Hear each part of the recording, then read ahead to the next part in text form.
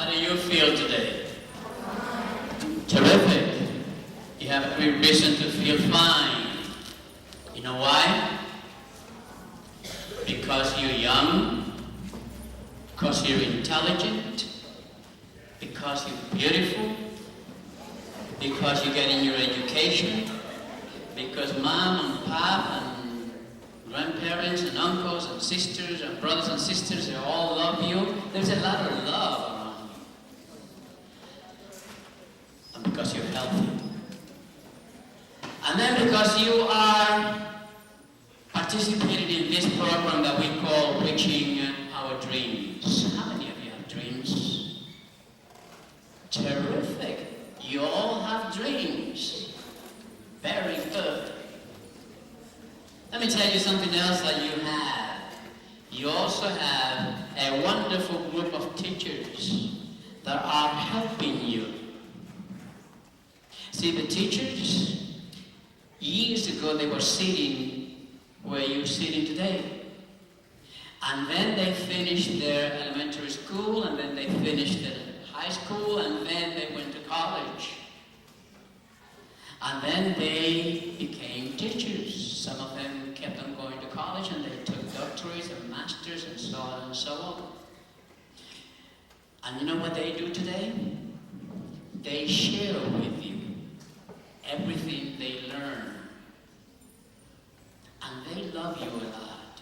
You have at home, you have mother and father, you have grandparents and uncles and sisters, a lot of people that love you. In the school, you have the principal, the vice principal, you have teachers, and a lot of other people that are very much interested in your future.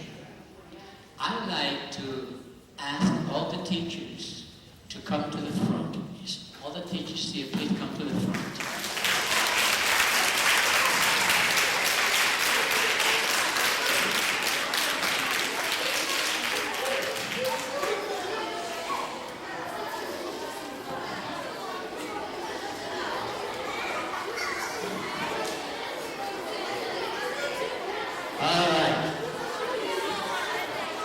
Now listen to this. All these teachers here, small coming.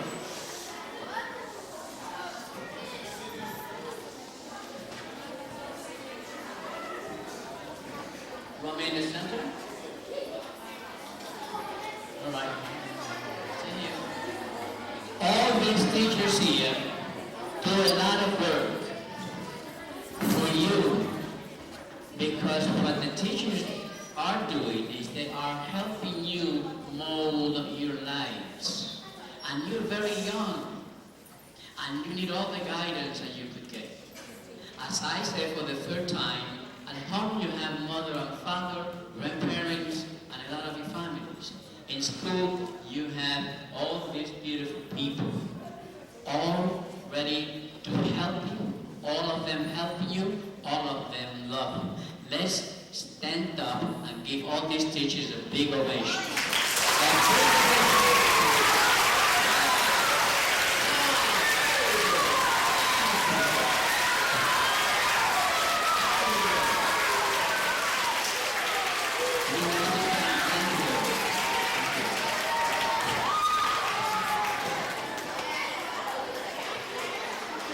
All right. Now we were talking about dreams. I represent this organization that we call Save Latin America. And one of the things that we do, one of the things that we're very much interested in is in education. We're very much interested in education because you know why? Our youth are not finishing high school at a very, very unacceptable rate, especially Hispanics and Afro-Americans. And you know what? That is sad, because there is a lot of talent. As a matter of fact, when I look around, let me tell you what I see. I see future doctors and teachers and journalists and scientists. I see our leaders. You are our leaders of tomorrow. But you know what? You're very young. When you're that young, and the same thing happened to all the teachers that you just gave an ovation to. The same thing happened to me. We live in a world of fantasy. And we think that things like they come down from heaven in a silver platter.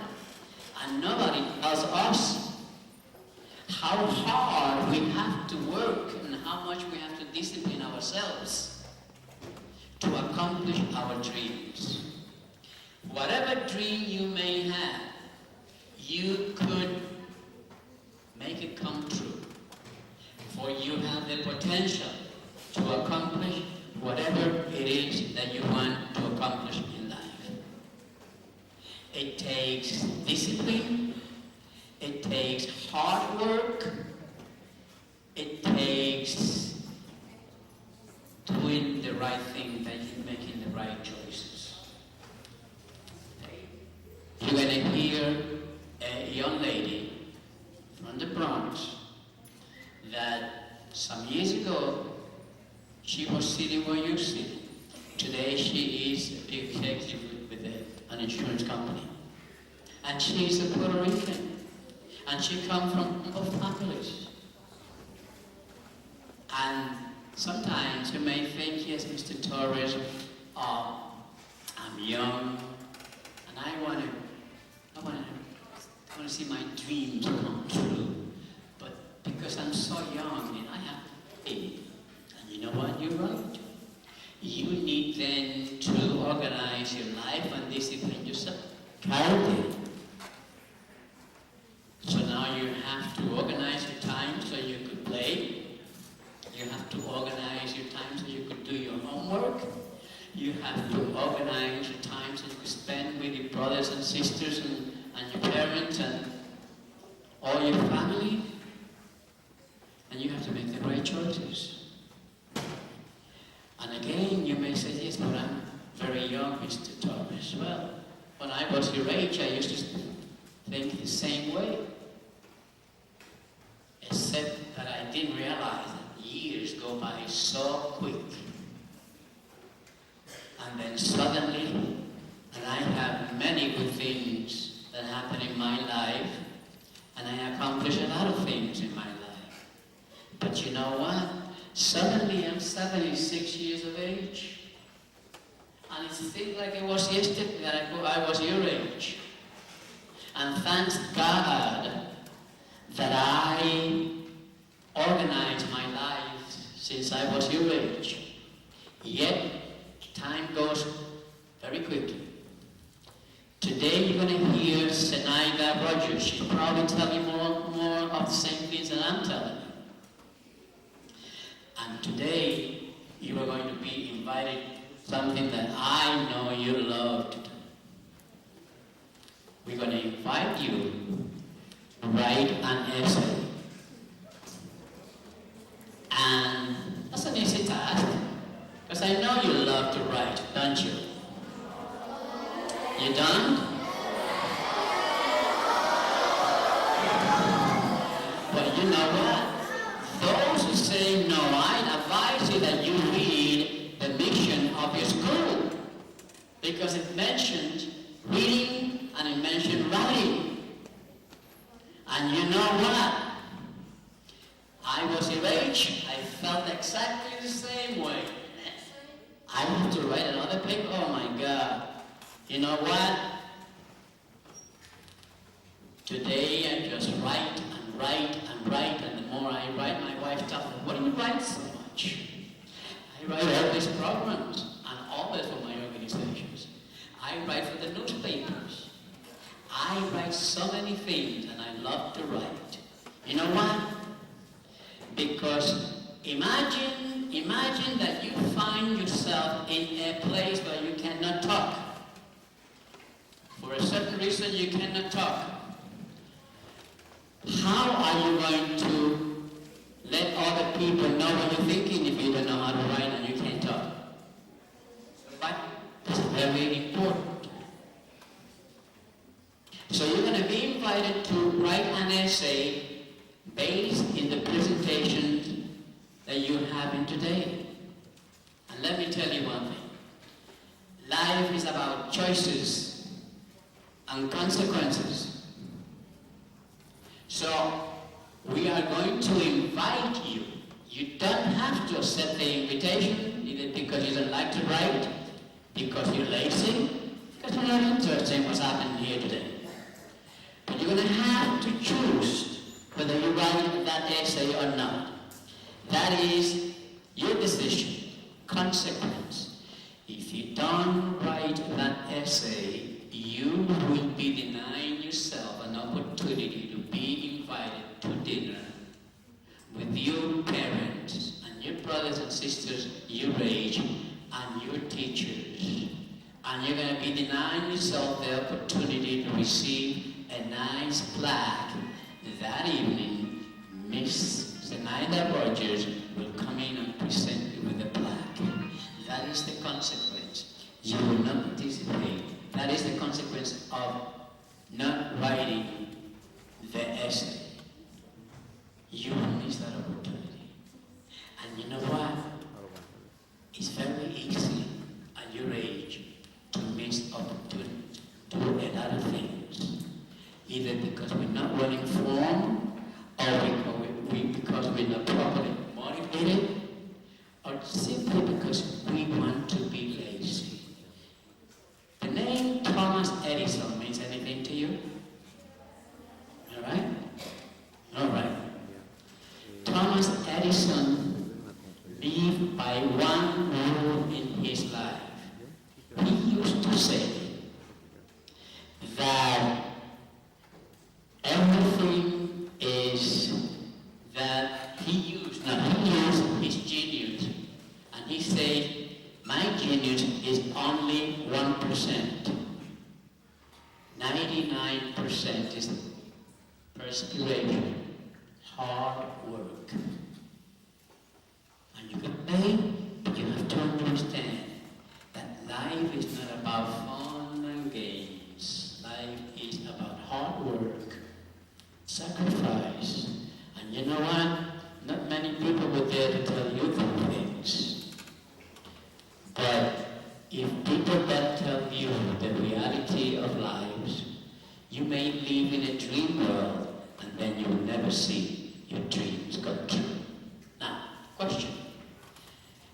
June 22nd, I think it is. June 22nd, I'm going to be inviting at least 3 people from this audience, 3 youngsters with this audience.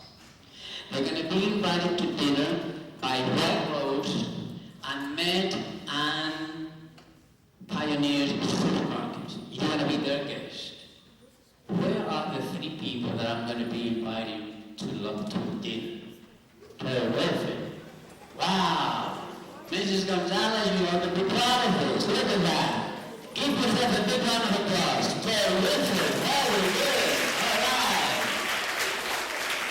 Now, this required that you pay close attention and take mental notes when you hear Miss Zenaida Rogers.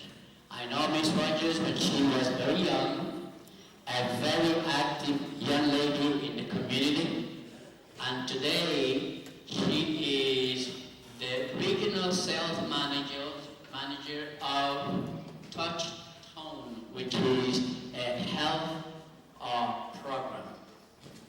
health insurance program. Let's give Miss Zenaida Rogers a big, big round of applause. All right.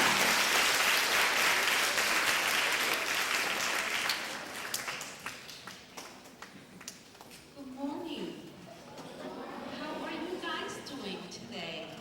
Guys and girls, ladies and gentlemen, are we doing good today? Yes. Great. I want to thank Johnny for inviting me here, and all you teachers and all of you for allowing me to speak to you. I just want to ask you, how many of you in here, you can be honest with me, it's okay. How many of you are sitting here right now feeling like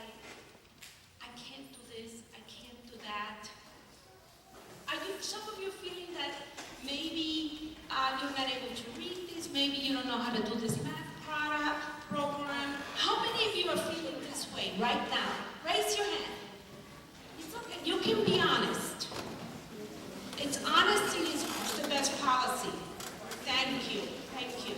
You know why I'm asking you this? Because when I was sitting over there right now, guess what? I went back all those years and I felt the same thing you're feeling. A little bit frightened, scared. I didn't understand. I came from Puerto Rico when I was 9 years old. I didn't speak English. And back then, they just put you in a class. They didn't speak Spanish. There was no one there to tell me in Spanish what I needed to do. So I was frightened. I didn't know a lot of stuff. It's okay to feel this way. But the most important thing is that you need to tell someone. You need to talk to your teacher. You need to tell someone what you don't understand, what you don't know. Because if you keep it to yourself, then nobody will know that you don't know. And they can't help you. Right? Do you agree or not? Okay. So how many of you have ever gone on a journey, on a trip somewhere? Raise your hand if you've been on a journey, on a trip somewhere. Great. So what did you do to go on your trip? What did you do? Yes. Ooh, how nice. You went to the Dominican Republic. So what did you do? Okay. A train. Absolutely. Let me tell you why. A train has a lot of passengers, right or wrong? A train. Then you have the conductor. Who's the conductor? Who's the conductor? You are the conductor. Right or wrong? Right? It's a train. It's your life. You choose. You get a choice. You must choose. And this morning, I was looking at a lot of stuff that I have at home, and this reminded me of this morning, and of all of you, and of my life, all the choices that I have had to make. Because in that train, that is your life, and you are the conductor of your life. Your train, you need to choose the right passengers, right? You need to choose people that know, because maybe you have a cold one day, and you can't drive your train. So you're going to need assistants and helpers, and your teachers, and your parents, and your people that love you are your helpers. Right? I have a secretary. She's my helper. I have people that work for me. I am their helper at the same time. So you're going to have a choice, but life is your train, and you are the conductor. So you have to decide in life where you're going to take your train, your life. And it starts here, in school. You must finish your school. Now you're in the 5th or the 6th grade, right? What grade? 5th, 4th, and 5th grade. Oh, it's even better because you have longer to really organize and plan your life. Oh, I'm really getting excited now. So let me tell you a little bit about myself and my train, where I took my train and where I expect to take my train even further out. I came here when I was 9 years old. I grew up without a father. There were 4 of us, 2 sisters, myself including, and 2 brothers. My mother came first, like most of our parents did back then, and they left us with some family members in Puerto Rico, and then they sent for us. I was the last one to be brought into America, the United States, New York, United States, they used to call it back then.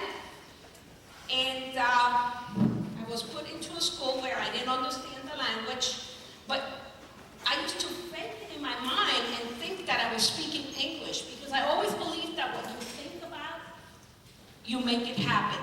So you have to be careful with your thoughts. I used to think that I was speaking English. I really did, and I used to fake myself. I used to tell my brother, and my mother used to look at us as these 2 are going nuts.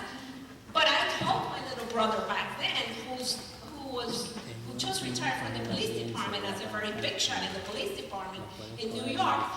I used to tell him, well, we have to make believe that we speak English.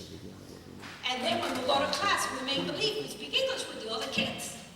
And that's how my life started. Sometimes you have to fake it, but you have to make it happen. So I finished my high school. I went to Mabel D. Bacon High School, and that was in Manhattan. I got my first job when I was 11 years old. I did work. I love working. Working, it's inspiration for me. After high school, I went to Queens College.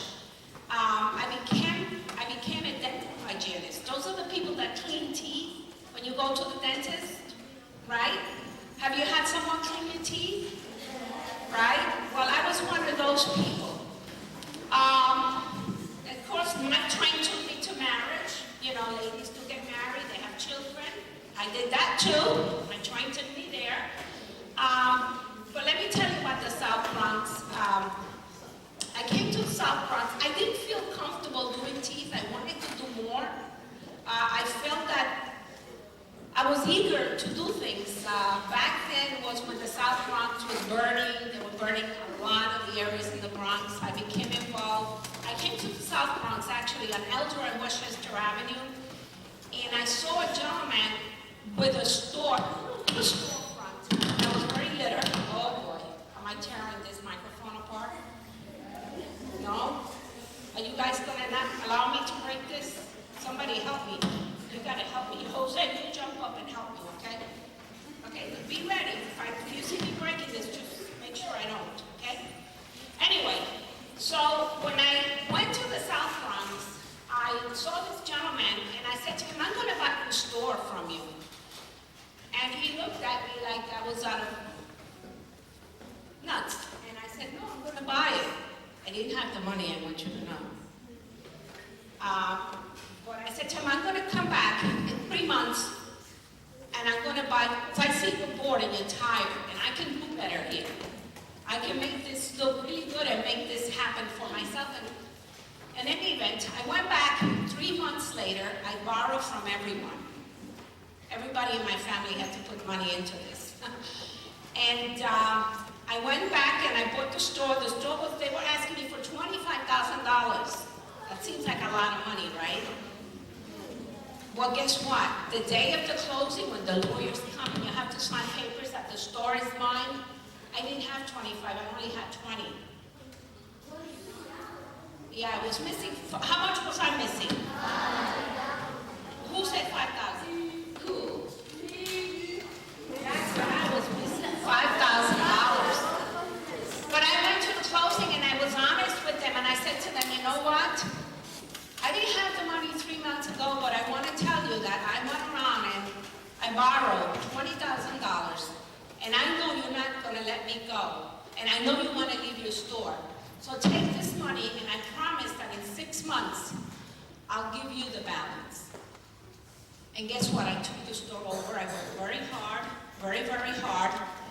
I worked 7 days a week, 16, 17 hours a day. 10 years after that, I owned the building. I owned the building. It takes a lot of work. And of course, I kept going to night school. I was in night school also, okay? So, let me ask you something. How many of you sitting here know already what you want out of life? Very few. Oh! That's nice. That's really nice. You guys, okay. You may even change your mind, it's okay. The most important thing is to know that you want to be somebody.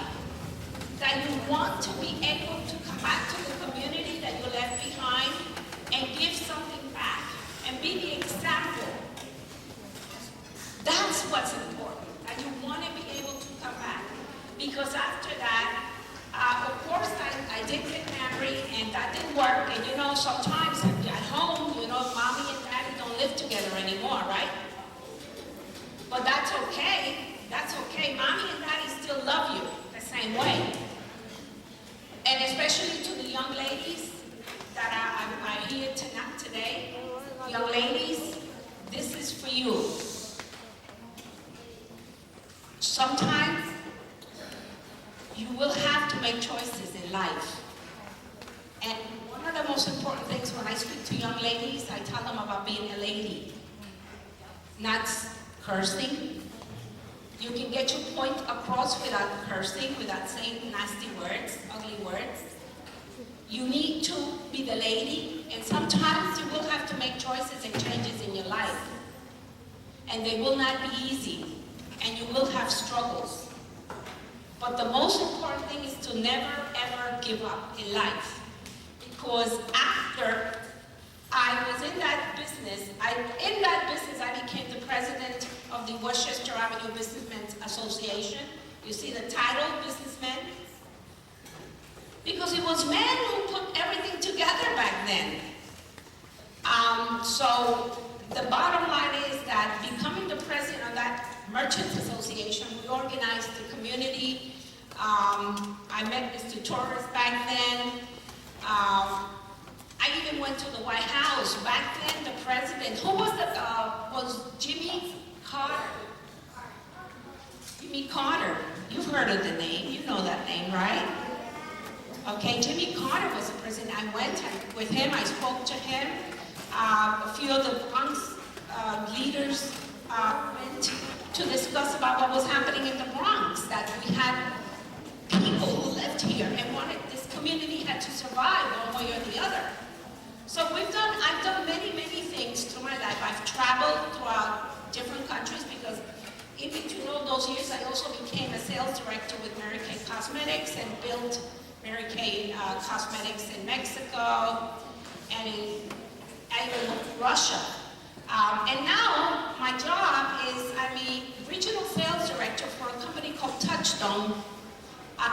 What we do is we basically help senior citizens to get more health care, okay? So that's what we do. But I want to leave you with something that is very, very important. My train is not up to the destination yet. I want to go back to school. And this past Saturday night, I went to Lehman College. And I had a good conversation with a great singer that we have in the Hispanic community. Jose Feliciano was in the Bronx this past weekend. And we were talking because I know him and I know the family. And it's so interesting how life brings us right back where we started. Someday, 1 or 2 or 3 of you will be here and will be speaking to other people. But the most important thing of all this, guess what is it? Can somebody tell me what it is? Who said what? Education. What else is important besides education? Jose? Excuse me? Degrees. Yes, you have to have a lot of degrees. That's right. The young lady, the glasses? I can't hear you, my love. Reading. Oh, Mr. Torres was saying about reading. And reading, you have to write. What else is important? The gentleman in the back. That's right, you, young man. Can you? Job, yes, but okay. What else? I want a young lady. The young lady sitting right here in the center. Dreams. Dreams. Does anybody here know what a goal is? What is a goal? What is a goal? Young lady.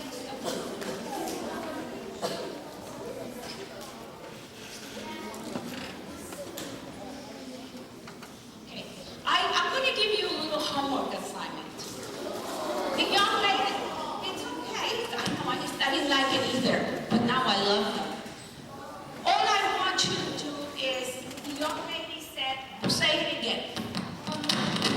I think it's something you need to achieve. Okay, that is right, young lady.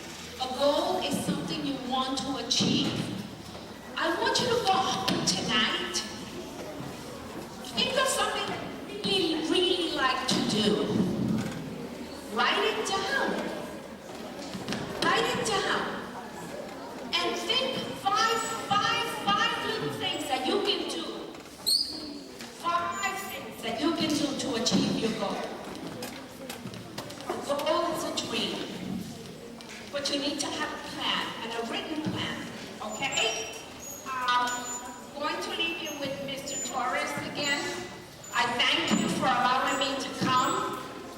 Remember that you have to write your goal in 5 ways that you know you can achieve your goal. One is definitely and most important, education. You need to read, you need to know your math. If you don't understand your math, you need to tell your teacher, you need to tell someone. You cannot keep it to yourself. You need to tell people. I don't understand, I don't know this, I want to know this. Because people used to say, oh my God, here she comes again. Even in my job right now, there are certain things that I don't understand, and I drive people crazy. I don't care. I want to know. And if I don't know, you're not leaving until I know. Yes, absolutely. You need to know because knowledge is power. Education will set us, all of us, free. How many of you promise me, and I'm going to leave you, that you are going to go home tonight and you're going to write down a goal, something you really want to do in your life? Okay? Okay, great. I'm going to leave you to Mr. Torres. Again, thank you. Thank you to the teachers. You guys are the best. Your teachers are everything.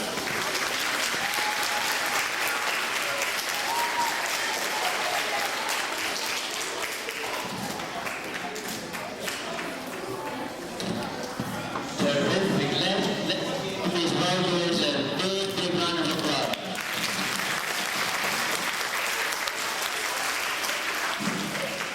Now, as a matter of fact, she started by asking you a show of hands of those that think I cannot do this, cannot do that. And you know what? That's not true. You can do whatever you want to do. I said this before, and you're going to hear me say it a few times more. I was reading this magazine. This young lady is Mexican. Anybody here from Mexico? Terrific. Anybody know from Puerto Rico? Well. Anybody from the Dominican Republic? Terrific.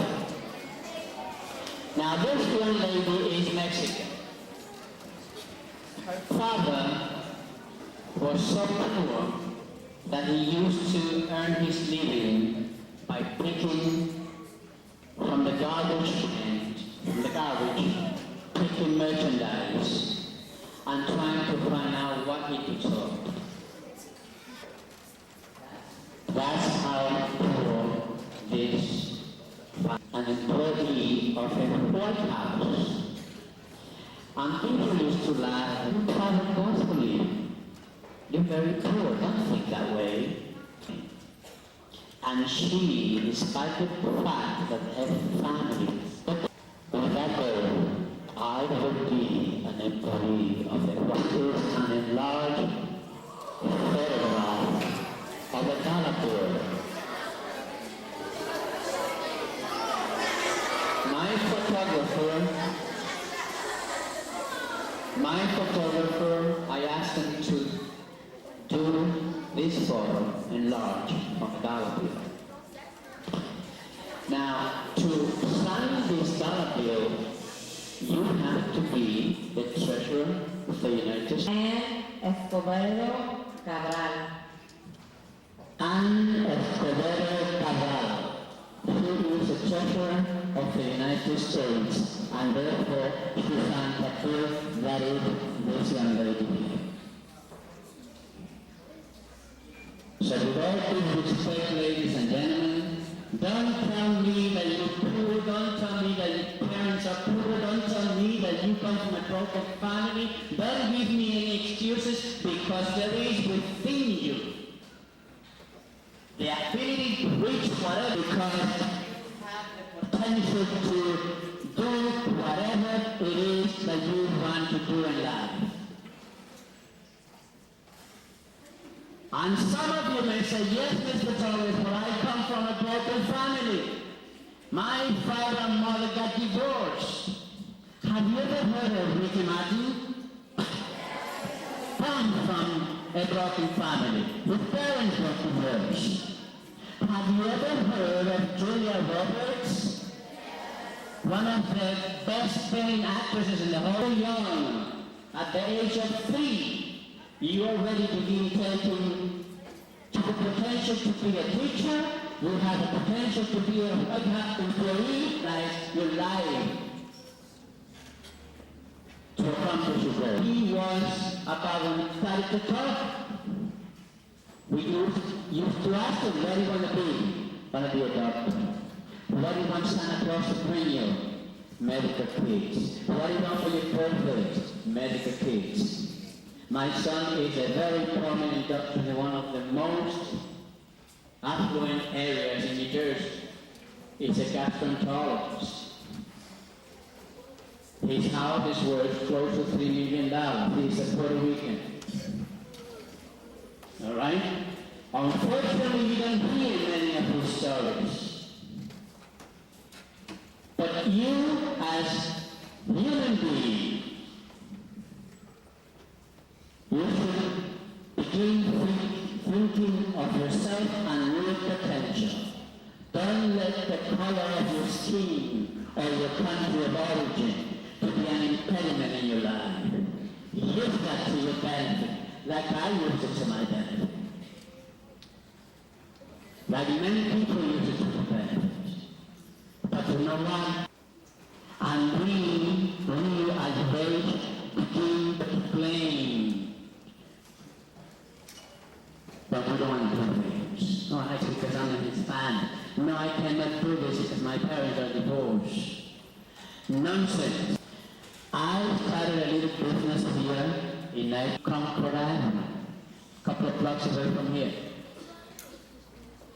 And with that, at that time, my business was doing $93 million. I do as a volunteer. I don't get paid for it. And you know what? Nothing will stop me.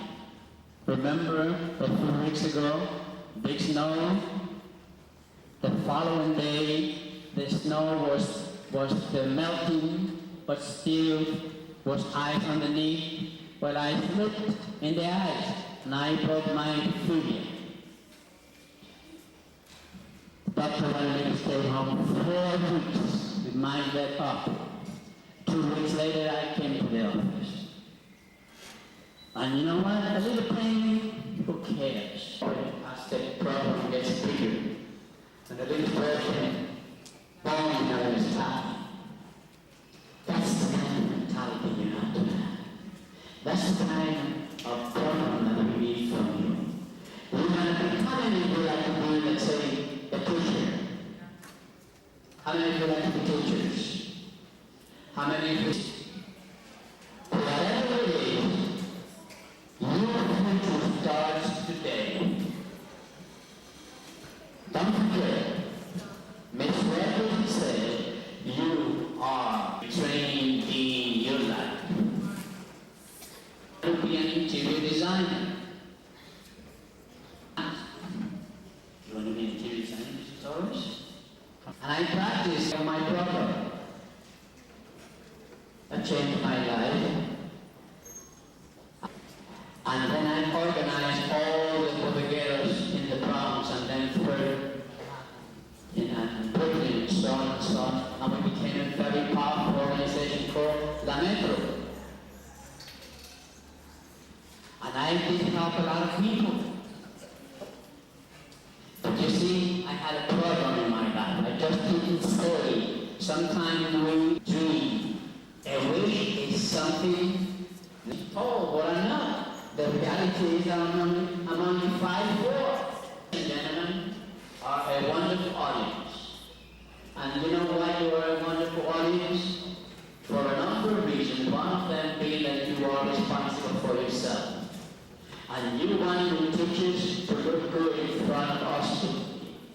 At the age of 14, and I came to live in a little town in Long Island called Lake Ronkonkoma. I was the only Hispanic in the school. All right? And they all laughed. They all had fun with me because I didn't know how to speak English. Then, the following year, they were having fun with me because I spoke English with an accent. And by the way, when I became an interior designer, I I wanted to work in my accent because it was good for my profession. But you know what? Two things happened in my life. When they were laughing at me, and the bully was picking on me, well, I had a challenge. Life is about challenges. And when you have challenges, you have to do the right things. Challenge number one. And the smallest one, I was the smallest one in every group, every class, year after year. But I studied judo. When I studied judo, that was the end of those who wanted to take advantage of the smallness of my size. That was challenge number one. Challenge number two. These people were laughing because I'm a Puerto Rican, because I don't speak English. Or speak English.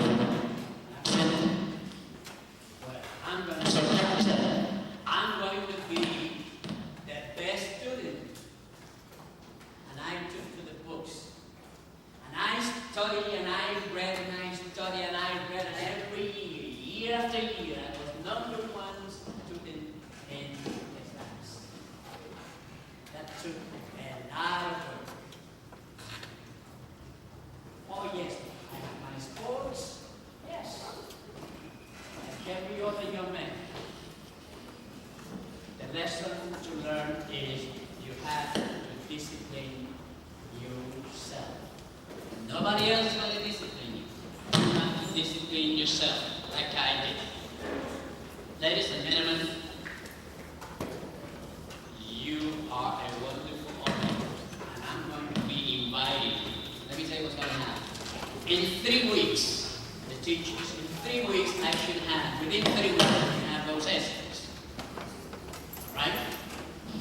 Now, my commission, which is comprised of school educators and administrators, they will select, the school gives me the 10 best. My committee will select the 3 best of the 10 that the school gives me. And then in June 22nd, I'm going to invite who from those ends. Where are the 3 people that are going to be invited by White Rose, Ironeen Supermarket, and Men's Supermarkets to dinner, along with the teachers and new parents? Terrific. I'm going to remember some of the faces. So, thank you. Let's give Mrs. Gonzalez a real big round of applause. Mrs. Gonzalez, let's give her a big hand. All right. Thank you. And don't forget, discipline yourself. Taurus. All right, let's give Ms. Taurus a round of applause. And I'm sure we're going to have a lot of winners, because we do have some very, very good writers. We know that. Let me tell you what happens sometimes. Our commission meets and they have all one. We have others. And sometimes they all teach, sometimes they come to me, they say, you give me 10. They come to me with 5. This tutorial, we have 5, you disqualify 2. And then sometimes I read them over and over again.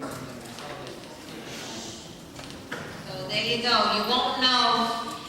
You won't know if you're the winner if you're not in it. You gotta be in it to win it, like the lottery, right?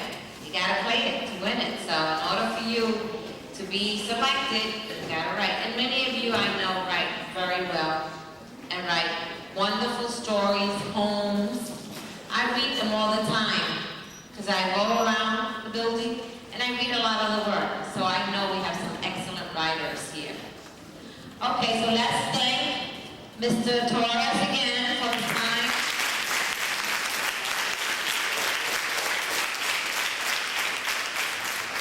And I'm going to call you by class so you can leave. Ms. Ramirez, thank you very much. Ms. Bruno,